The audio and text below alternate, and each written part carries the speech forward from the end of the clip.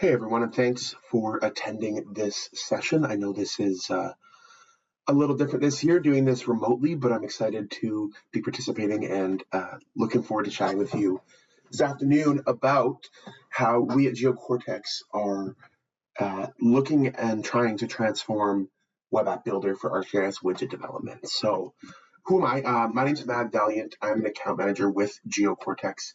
I cover the Northwest United States and British Columbia. So if you're in Washington, Oregon, Idaho, Wyoming, Montana, Alaska, or Colorado, I am your guy with GeoCortex.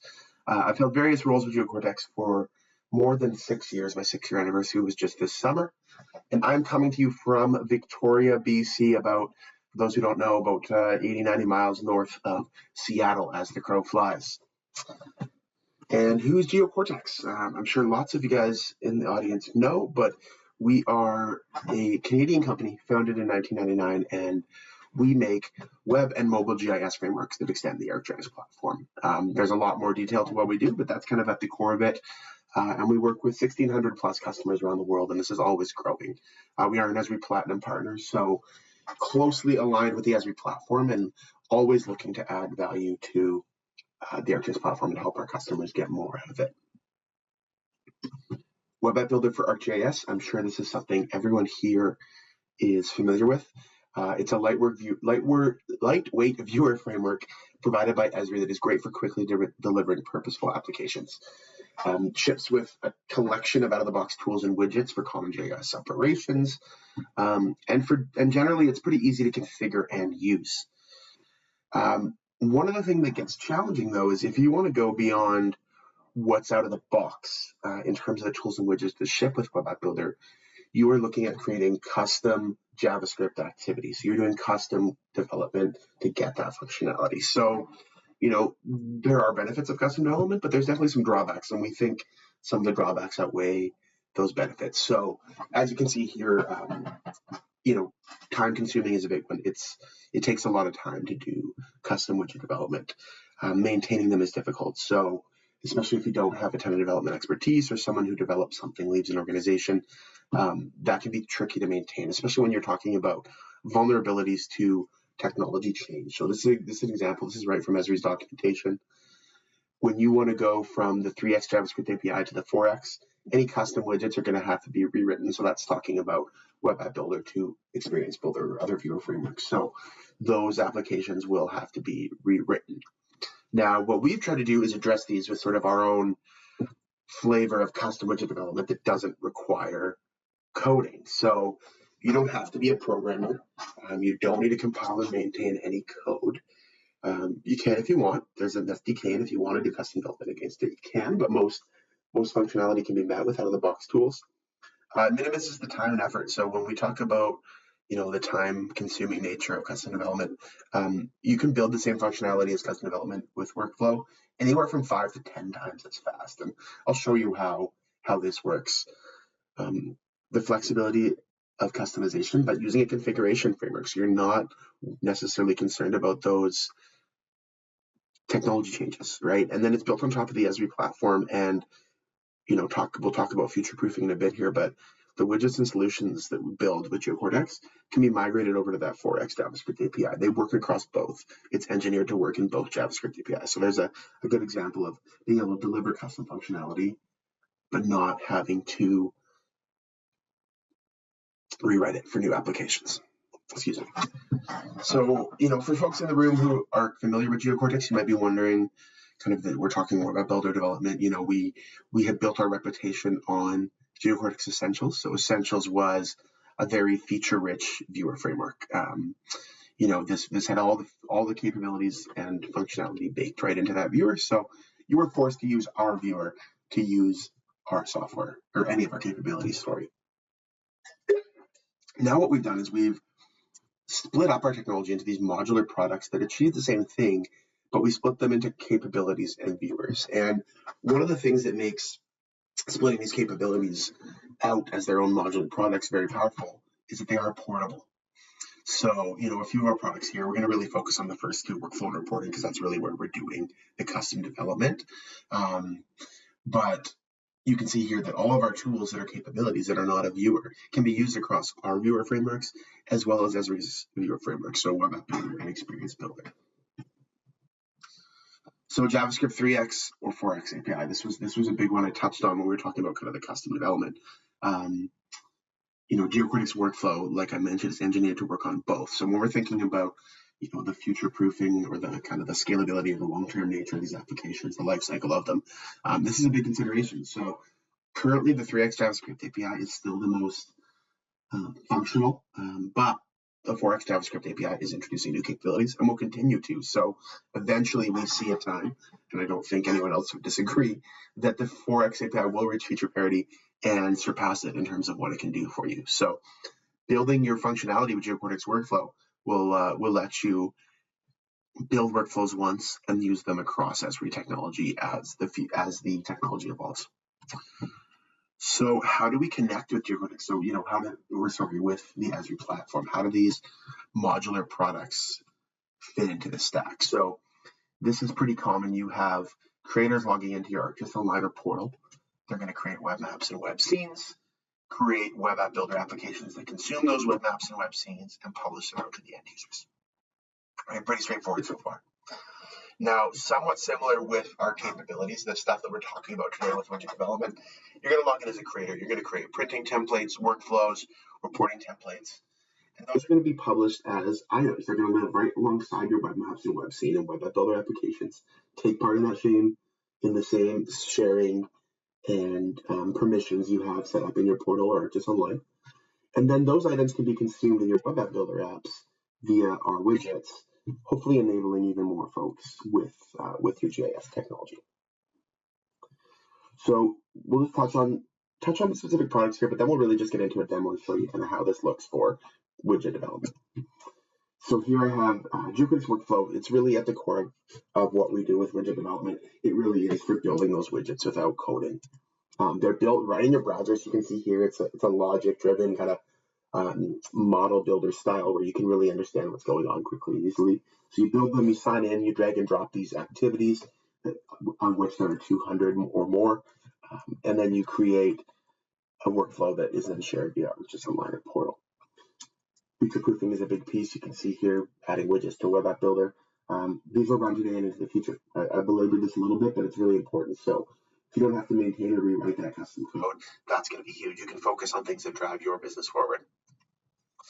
Reporting is another tool. So reporting, whereas workflow is sort of a widget builder, reporting is really about creating printable PDF reports. So it connects to geodatabases, non-spatial data maps, and charts. So this is something that's typically pretty difficult within Web App Builder to create these these rich reports. And with GeoCortex reporting, it can connect data from all these different sources. So there's really no limit to what you can do with reporting. So everything from a basic mailing label report that I think everyone here probably would have seen to here's an inspection report. So here we're reporting on a hydrant with a related table of inspections. Talking about regulatory examples, here is a damage assessment collection form for FEMA. Road inventory report for the Department of Transportation. You can see there's not even a map function here. It's just about classifying road networks, reporting on different features, and a tax parcel report with some different charts. So really just trying to highlight here the flexibility of reporting. And with that, I'd like to jump over to do a demo for you guys, because I think seeing it is going to be a lot more powerful for folks. So I'm going to show you a couple examples of what it looks like for an end user and talk through what's happening. But I'm also going to talk through a little bit about what it looks like from an end user perspective. Then I'll also show you what it's like in the design experience to show you this drag and drop nature of these tools. So I'll start with a more basic workflow. This is just a search workflow. We call it a basic workflow, but this kind of functionality would be fairly complex to do without our workflow tool. So this is just going to be doing an asset search across layers. So you can see here I've got a form that we built in workflow, and I have a few different options here. You can see that the bottom option dynamically changes when I choose my selection method, so I can search by ID, a selection on the map, or a buffer. You're going to see here I have my different layers, so this could be however many layers are in here, but if I select fire hydrants, you're going to see this is auto dynamically updating. So I'm going to do a search for tax parcels. I'm going to do a search by selection. So you'll see here, I'm going to grab a few parcels. You'll notice this will do a few things here as I select this. So this is our event-based, the events based on a form action. So if I select that and I hit next, it's actually going to zoom and select and highlight all the parcels that I just selected in my previous selection tool. So you can see here now it presents me into an item picker with dynamic highlighting. As I hover over these, I can select one or multiple of these or all of them. And then here I can pass these unique IDs for these parcels to a couple different types of reports. We have a mailing list here or a tax parcel report. So I'm going to select none. I'm going to select one of these here now. And because mailing lists are kind of boring, I'm going to show you a tax parcel report. So I'm going to generate that report. Now, while that's running, I want to kind of show you what the workflow designer looks like, because it is, I'm not going to say there's not a learning curve, but it's really powerful. It's very much drag and drop. So this is one of our sample workflows, and as you can see, it's pretty easy to understand what's going on here versus looking at 1,000 lines of code or 5,000 lines of code. So you can see here, they've added a sticky here with the description of what this workflow does. You can see here, this has the form elements. So if I go in here, remember we were looking at the layer search. You can see here that I've got events on the load and the change. And, if I search for, this is, if I want to add maybe another form field here, it's as simple as dragging it on. You can see I've got the configuration options here for all these different form elements. And you can see these ones are hidden because these are based on the previous form element, like the dynamic stuff we saw there. You can see I've got an if statement here. So if they submit that form, we're going to query those assets. And if they want to generate the report, we're going to generate that report. So, and as you can see, as we query the assets, there's kind of two things happening here. It's going to grab a map extent and highlight those features. So this is kind of what a workflow looks like. If I wanted to do a new one, I can show you. It's really, if I start with a blank canvas, it's quite easy to start dragging things on. So, a display form is typically one of the first things you're going to see. You want some sort of input from the user. I go into the form and now I have all these different options I can have a radio check group, I can have a date picker, and all these things can be dynamically populated based on what we know in the application text area. If I maybe want to, if they submit this form, maybe I want to do a buffer. So I'm going to go I'm going to connect it to a buffer, and then here I can put a condition in. So, just sort of throwing things on here arbitrarily, but just showing you how easy it is to kind of connect things up and how quick it gets. So now if we jump back, we actually have that report already. So what that's done is, like I said, it's grabbed the parcel ID, it's passed it to this report. You can see here a number of things. There's a chart. We have some details on that specific property, a highlighted map image, and a street view image of the selected property as well. So that's a PDF report where you create the template and push those parameters in. And to look at what that looks like in the back end, this is our reporting designer. Starts, I select a report template here, and it starts with a data source. That's the start of this thing. So I'm going to use an existing data source. This is one of my services here that I've hooked up, and I'm going to grab what layer do I want to do this report on. So I'm going to do fire hydrants. Now this is going to give me a basic report and all the controls to start dragging on my own information here. So if I go over here, for example, the first thing I'll show you is maybe I want to grab some other attributes. So if I go over here, I've got my field list for that fire hydrants layer, and here's all the attributes I can report on. So I can just drag stuff on like this. If I select a few, it'll automatically table it for me. So pretty powerful there. So that's in terms of getting the specific attributes on there. But then you have a whole bunch of images options over here. So you could just add a basic text box, a label. You can add an image here if you would like to do that. You can add a feature. You can add feature attachments, multiple feature attachments, QR codes, charts. So again, just sort of arbitrarily dragging things on here, but you can see the drag and drop nature of this tool. So before I wrap up here, I just do want to show you kind of one more workflow, because I know we're at our 15 to 20 minute time here. So I'm going to show one more workflow to really highlight the complex kind of nature of what you can do at that end of the complex end of workflows. So this is going to be, oh, wrong one, sorry. I'm going to report a leak. And if I could delete, there we go. Let's get the right widget here. So first thing I'm going to do, I'm going to add a leak location. So I'm going to select something here. You can see I've added some instructions for the user. the location's been selected, and I'm going to trace that leak. So this is going to take a minute. This is going to run a network trace. So this doesn't take in upflow, downflow, but it could. But what we're going to do here is it's actually going to trace this network. It's going to give me all the affected tax parcels. It's going to give me the valves that I need to isolate that leak.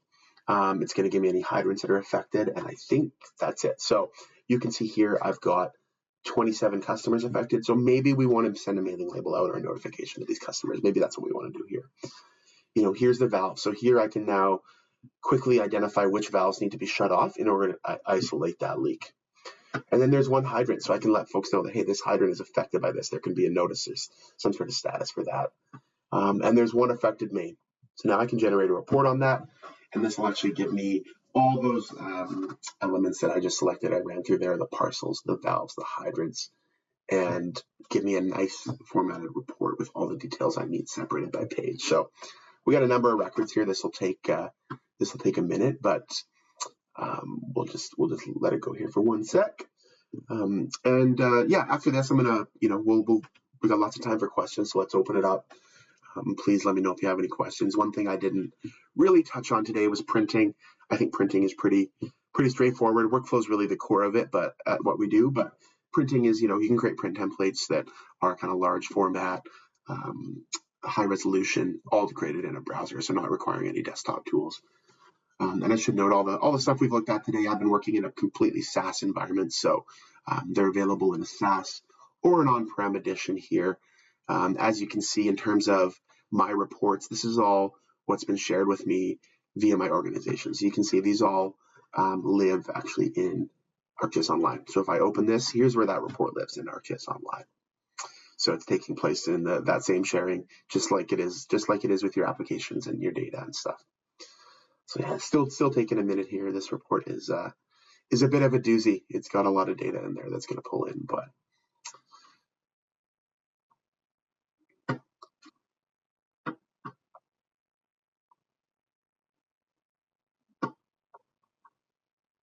perfect. And now we have a report, so I'll grab that leak report, and you can see there's a lot in here. So we've got our affected tax parcels here with the ID, the owner, and the address.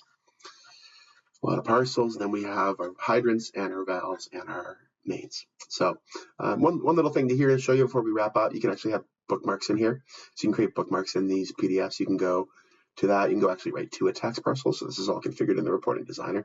So if you have a big long report, you kind of have a bookmarks there to make it easier to navigate. So without further ado, I will stop there, and we'll open it up for questions. Thanks, everyone.